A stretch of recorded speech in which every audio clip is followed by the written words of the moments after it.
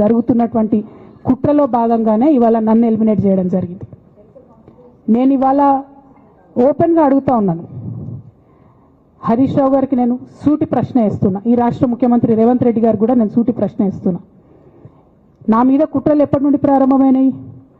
ఎప్పుడైతే హరీష్ రావు గారు రేవంత్ రెడ్డి గారు ఒకే ఫ్లైట్లో హైదరాబాద్ నుండి ఢిల్లీకో, ఢిల్లీ నుండి హైదరాబాద్లో ఒకే ఫ్లైట్లో వాళ్ళిద్దరు ప్రయాణం చేసి వచ్చినప్పుడు హరీష్ రావు గారు రేవంత్ రెడ్డి గారు కాలు పట్టుకొని సరెండర్ అయినాక ఈ కుట్రలు స్టార్ట్ అయినాయి, నా మీద ఈ స్టోరీలు స్టార్ట్ అయినాయి, మా కుటుంబాన్ని విడగొట్టాలనేటటువంటి కుట్ర స్టార్ట్ అయింది. నేను ఛాలెంజ్ చేస్తా ఉన్నా, రేవంత్ రెడ్డి గారు మీరు చెప్పండి, ఆ ప్రయాణం జరిగిందా జరగలేదా? హరీష్ రావు గారు మీరు చెప్పండి, ఒకే ఫ్లైట్లో మీరు రేవంత్ రెడ్డి గారితో కలిసి వచ్చిండ్రా రాలేదా? ఆ తర్వాత నుండే నా మీద ఈ కుట్రలు జరుగుతున్నాయా లేదా? సరెండర్ అయింది మీరు.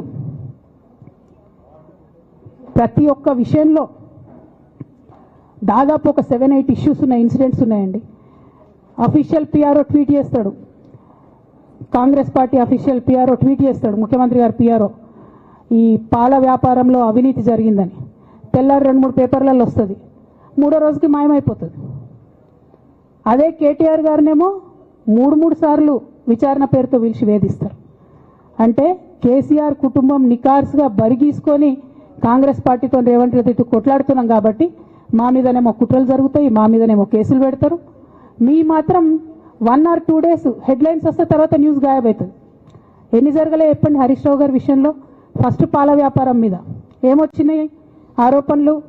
ఆనాడు బీఆర్ఎస్ పార్టీ గవర్నమెంట్లో SC ST BC హాస్టళ్లకు Harish Rao గారి పాల వ్యాపారం నుంచి పాలు సప్లై చేసిరనే ఆరోపణలు అయోధ్య రెడ్డి గారు ట్వీట్ చేసిరు. గతం 2 రోజులు పోయింది ఆరోపణ. ఎందుకు? సరెండర్. నెక్స్ట్ ఒక అభియోగం చేసిరు ముఖ్యమంత్రి గారు, రంగనాయక్ సాగర్ దగ్గర ఆయన ఫామ్ హౌస్ ఉంది, అది ప్రభుత్వ భూమి, కబ్జా చేసిండని. 1 day headline, 3rd day news గాయబ్. No case, nothing. కేటీఆర్ పరిస్థితి ఏంటి? ఎన్ని కేసులు పెట్టిరు కేటీఆర్ అన్న మీద? ఎన్నిసార్లు పిలిచిండు విచారణకు? ఇవన్నీ పక్కన పెడదాం, నిన్నటి లేటెస్ట్ ఇష్యూ మాట్లాడదాం. కాళేశ్వరం కానీ ఇంకోటి కానీ ఏ ప్రభుత్వంలో అయినా పొలిటికల్ పాలసీ చేసేవాళ్ళు, విధానపరమైన నిర్ణయాలు తీసుకునే వాళ్ళు ముఖ్యమంత్రులు ఉంటారు. కింద ఉన్నటువంటి మంత్రులు దాన్ని ఎగ్జిక్యూట్ చేయాలి. కేసీఆర్ గారు ఒక పాలసీ డెసిషన్ తీసుకున్నారు, నేను కాళేశ్వరం ప్రాజెక్టు కడతా, దానికి ఇన్ని డబ్బులు ఇస్తా అని. ఆనాడు మంత్రి ఎవరు? ఎగ్జిక్యూషన్ చేయాల్సింది ఎవరు? 2014 నుంచి